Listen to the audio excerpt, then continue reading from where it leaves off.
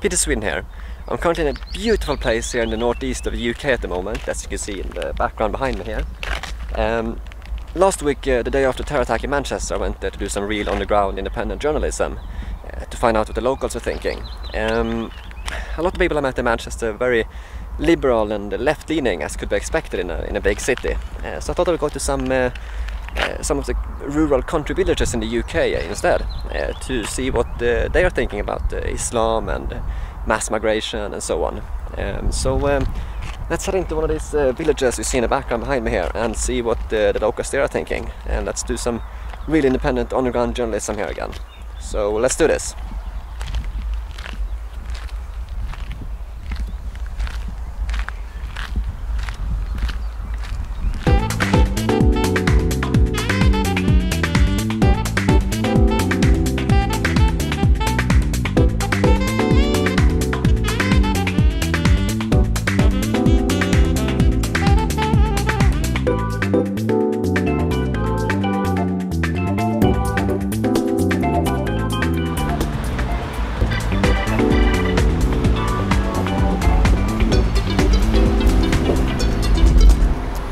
I'm now in a lovely UK village here called Thirsk, so let's interview some locals and see what they think. Don't blame Muslims, because they're not Muslims. You don't think it has anything to do with Islam as such? No, they don't believe in that. They don't believe in that. You know, as I say, I have nothing against Muslims. I think the 99.9% of them are lovely people.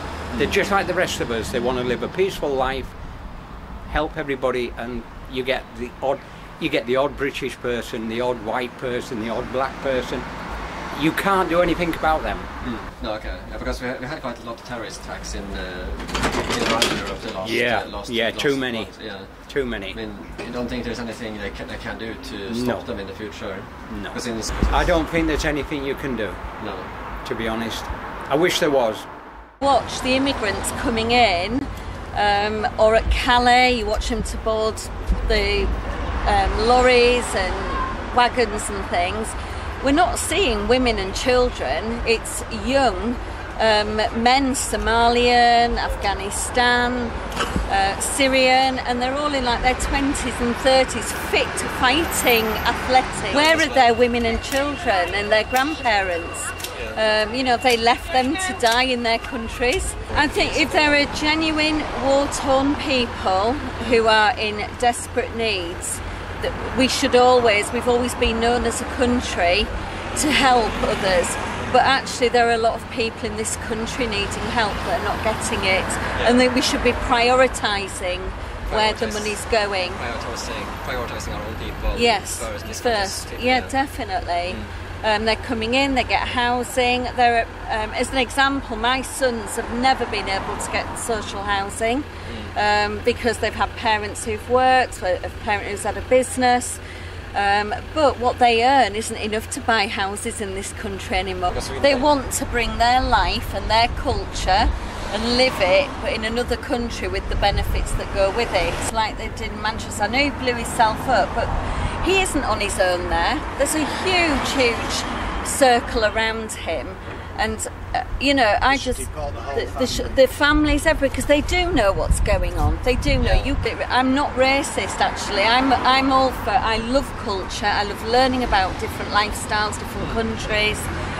But the belief is we have to start looking after the people that are here, and looking after our elderly who actually fought to make this Great Britain, that it's not so great anymore. And I don't think it's not racist not to want migration. It's just it's actually if you have this so-called multiculturalism, it's actually anti-diversity, because you get one big mix of nothing, whereas if you have people with their own cultures in different countries, in their own countries, then you have actual diversity, because then you can go to different countries, visit people when they visit other cultures, and go there and they come back to your own culture and they come to yours, and you know, that's actually true diversity. That's not, it's not racism at all.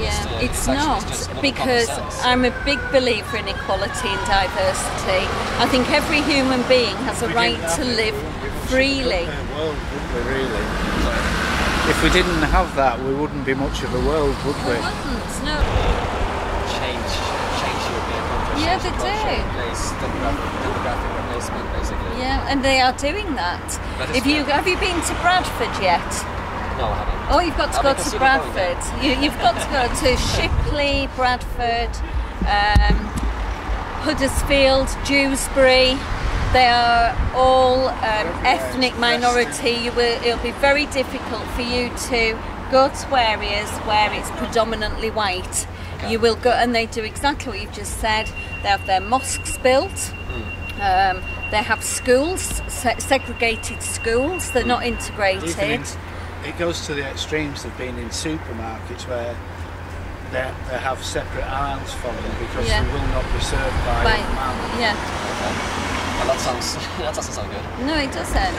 So if they deported the whole families, children, mother, father, grandparents, then they'd drastically think of changing the situation, wouldn't they? Would you support implementing death penalty for people who are plotting suicide? I would. I'd be the hangman. Wouldn't bother me. Manning the line. I think we talk about wars and we're all worried about wars, but it is a war now. It's a dirty war. It's a hidden war. It's It's an attack. It's a cultural and demographic. Yeah, it is. But we are at war. There is a war going on.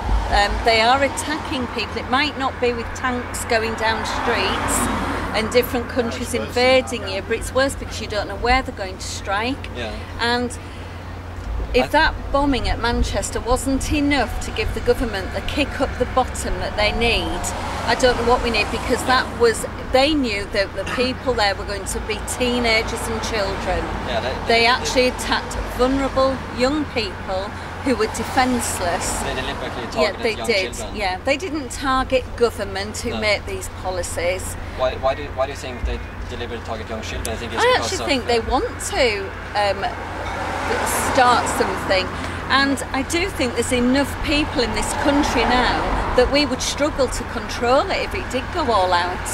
Yeah, no, I do think. I don't know the exact population of Muslims in the UK. Yeah. I think it's something like 5-10% something. Yeah. If you look in countries where there's 50, 60, 70, 80, 90%, there's no Christians there at all. They're all just brutal dictatorships in those countries. And they are brutal. What is your reaction to what happened in Manchester? I think it's disgusting, mate. I think it's absolutely disgusting what they've done, mate. It was innocent children and that, mate. Women, mate. Shouldn't have that shit going on in your country, do you know what I mean? Yeah. And why do you think young children were targeted? Easy target, mate. It's an easy target. It's just straight in the papers, bangs them in the papers straight away. They're on the news, mate, do you know what I mean? It's just publicity for them, mate. They're animals, mate. Animals. And what do you think the government? What do you think the government could do to stop this? You know, what do you think is responsible? Do you think it's something to do with radical Islam at all, like Donald Trump has been talking about, or do you think it's some person has mental ill problems? So what do you think? It's radicalised, mate. It's radicalised a lot. Yeah, and it's gangs, mate. It's not just one of them doing it, and they'll all keep their mouth closed, mate. They won't say nothing. So there's nothing the government can do. I think it was just come out. There's 23,000 people that are on this suspected jihadi list that the UK government has. Oh yeah, I know what you mean. Yeah. What do you think should be done to them? Do you think they should be deported? Do you think they should be put in prison? Prison. All together, with not other people going to the same place they're going to. And that could potentially. Because if there's other people that they can persuade to join them, then that's just going to make it worse. So. Well, do you think the UK government should consider? Even if they're born in this country, and if they're if they're on this list of 23,000 jihadis that the UK government has, do you think maybe they should consider revoking their passport and kicking them out somewhere else, or? If they could, yeah. Like I think that they should. But if they're born in this country, they have got all the same rights. It's hard to do anything when they're born here. And that's it. So you can't really.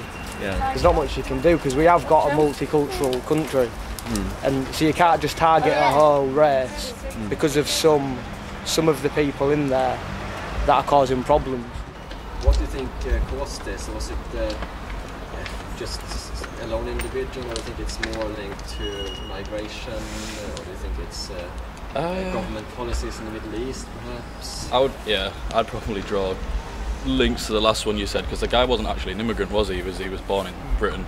He was born here. His parents was. His parents are foreign. His parents are Libyan, weren't they? Which ties in quite a lot with our campaign in Libya. But at the same time, it's definitely homegrown as well. If you know what I mean. I don't know. I think you can't blame it all on elsewhere. There's definitely stuff coming from here. Yeah. 100%. So you think it's perhaps UK government policy that radicalises? I think the people that are radicalising them can use the UK government's policy as material, as propaganda to them to say, look, this is what they're doing. Which some of it isn't wrong what they're doing, but they're exaggerating it massively to protect it. Who do you think would be the best person to do that? Theresa May, Corbyn? I would say the Labour Party. I wouldn't say Corbyn himself as much as I do love the person. I think if it was just his policy they were pushing through, he probably wouldn't be the best person. But I think as a party, they've probably got the best steps going forward. Okay. Than the Conservatives probably would have. Okay, so you don't like Theresa May too much? Not too much, no, if I'm going to be honest. I don't like her too much either. No. I don't like Corbyn at all, but... No, so I can see why, I can totally see why. But in Sweden we had socialist governments for quite a long time, and it hasn't worked out too well actually. But yeah, it's... I haven't looked much at Swedish politics actually. No, it's... Swedish, the tax is ridiculous. It's, is it? The average guy pays 55%. Really? And it goes all the way up to like 80%. So it's a lot. quite a lot. But the hospitals are no better, and it's actually worse. No. The hospitals in Sweden have less hospital beds than here in the UK.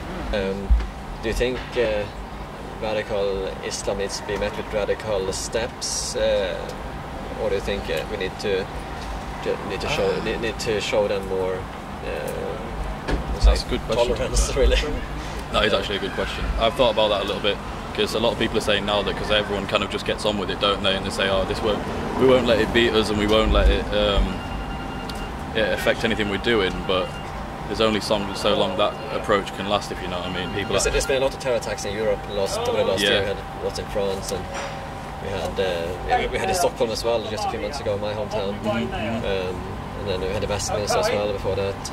I mean, it is a lot compared to what we usually get, isn't it? It's been a lot the last few years. Yeah, definitely. I wouldn't personally know how to tackle it, because it's so intricate and there's so much going on behind the scenes that we don't know about there. And are you for? Might be a tough question. Are you for multiculturalism, or do you want to see more England for English? It's not a politically correct question to ask, perhaps, but it's fine. I think my viewers will find it interesting. Yeah, no. I am 100% up for it. I don't think that should be a question that should be brought up anymore. I think there's far more pressing issues going on in the world for us to wonder about whether our neighbours should be from a different country or not. I think that we should just kind of accept the fact and thrive off it. Look at all the different people you get in cities and towns, and the different food and the music and the conversation that you can have with people. I don't understand why we'd want to stop that. I can see the negatives of having too much globalisation, because then especially because people start to get that feeling of I'm losing my home. You look at pages like Britain First, you can see where they're coming from, or why they feel like that a little bit. But I think that conversation of multiculturalism, it shouldn't be had anymore. I think with the splitting generations as well. I think this generation tends to be maybe a bit more multicultural, maybe a bit more open to multiculturalism.